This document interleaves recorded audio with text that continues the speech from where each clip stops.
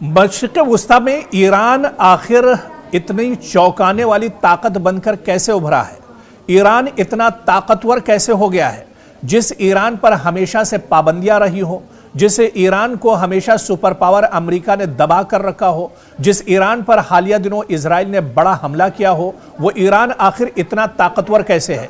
Iran के supreme leader Ayatollah Khamenei इतना ज्यादा उनका खौफ डोनाल्ड ट्रंप या फिर बिन्यामिन नेतन्याहू को क्यों है? दुनिया की बड़ी ताकतें ईरान के सुप्रीम लीडर से आखिर क्यों डरी हुई हैं? आज इसी को हम समझने की कोशिश करेंगे। दरअसल चाहे ताकत की बात की जाए, हिकमत अमली की बात की जाए या फिर फौजी ताकत की बात की जाए, मशरिक़ वुस्ता में अगर किसी एक मुमकिना जंग को सबसे ज्यादा खतरनाक, पेचीदा और आलमी सतह पर असरअंदाज समझा जाता है तो वो है ईरान और इजराइल के दरमियान बराह रास्त तसादुम। और यह जंग सिर्फ दो मुल्कों तक महदूद नहीं रहेगी, बल्कि इसके असरात पूरे खित्ते और पूरी दुनिया तक एक तरह से फैल सकते हैं।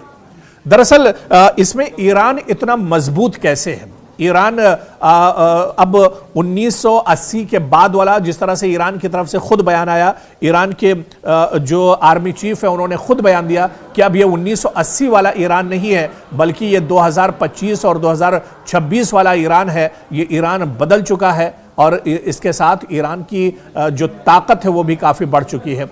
दरअसल ईरान के ज्योग्राफी और उसकी स्ट्रेटेजिक जो पोजीशन है उसे भी समझना होगा। ईरान तकरीबन 16 लाख मुरब्बा किलोमीटर पर फैला हुआ है, 8 करोड़ से ज़्यादा यहाँ पर आबादी है और इसी वजह से खलीज फारस या अबनाए हुर्मुज़ पर असर और रसूख भी इसका है और हमला करना यहाँ पर बहुत मुश्किल है। इजराइल की अगर बात करें, सिर्फ 22,000 मुरब्बा किलोमीटर पर फैला है और सिर्फ 1 करोड़ की आबादी है।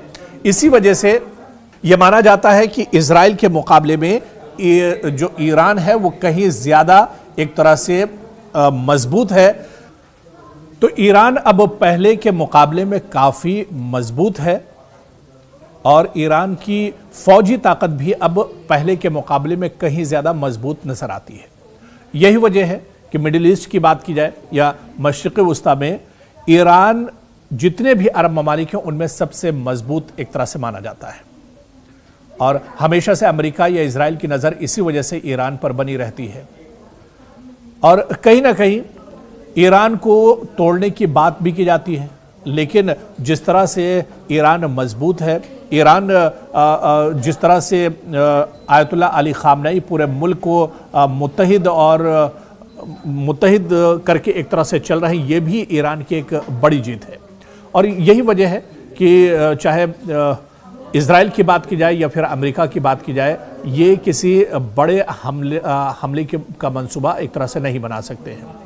और अब फौजी साजो सामान की बात की जाए, जंगी ताकत की अगर बात की जाए, तो जिस तरह से हमने आपको डिटेल में बताया कि किस वजह से, चाहे एयरक्राफ्ट की बात की जाए, चाहे ड्रोन्स की बात की जाए, मिसाइल की बात की जाए या फिर इसके अलावा जंगी जो शिप है उसकी बात की जाए, इन सभी साजो सामान में जो जंगी साजो सामान है उसमें ईरान कहीं ज़्यादा अब एक तरह से मजबूत हो गया है। तकरीबन 5 लाख पासदाराने इनकलाब की फ़ौज है जो सबसे ज़्यादा मजबूत और ताकतवर एक तरह से माने जाते हैं और किसी भी मिशन पर, किसी भी टारगेट पर इन्हें अगर लगाया जाता है तो ये इसे अंजाम तक पहुंचाते हैं। और यही ताकत यानी पासदाराने इनकलाब की जो बड़ी फ़ौज ईरान के पास है, यही सबसे बड़ी दरअसल ताकत है ईरान की और इसी के सहारे ईरान किसी भी बड़े टारगेट को एक तरह से अंजाम देता है। पिछले दिनों 12 दिनों की जो जंग हुई उसमें भी ईरान ने दरअसल पीछे नहीं हटा, बल्कि ईरान डटा रहा और ईरान ने मुंहतोड़ जवाब इजराइल को दिया था।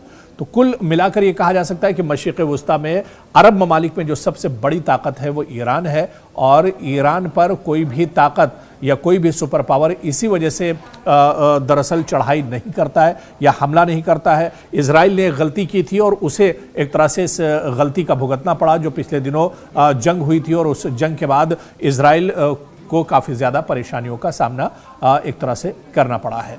तो और अब कुल मिलाकर जो सियासी सूरत हाल है मशरिक़ वुस्ता की और ईरान के साथ, आप देखिए कि ईरान अब तनहा नहीं रह गया है। 2025 में जो लड़ाई हुई थी, जो जंग हुई थी, उसके बाद ईरान कहीं और ज़्यादा मजबूत हुआ है। ईरान ने आलमी सतह पर अपने दोस्त बढ़ाए हैं। ईरान ने आलमी सतह पर जो सुपर पावर ताकतें हैं, चाहे रशिया की बात की जाए या फिर चीन की बात की जाए, उनके साथ इसके ताल्लुकात बेहतर हो गए हैं। और ऐसे में अमेरिका भी ये देख रहा है कि ईरान अब अकेला नहीं है। ईरान पर अब जब हमले के बाद अमेरिका की तरफ से, डोनाल्ड ट्रंप की तरफ से की जा रही थी, तो उस वक्त भी आप देखिए कि जितने भी मशरिक़ वस्ता के इस्लामी ममालिक हैं, बड़े जो ममालिक हैं, वो भी कहीं ना कहीं ईरान के साथ खड़े नजर आए थे।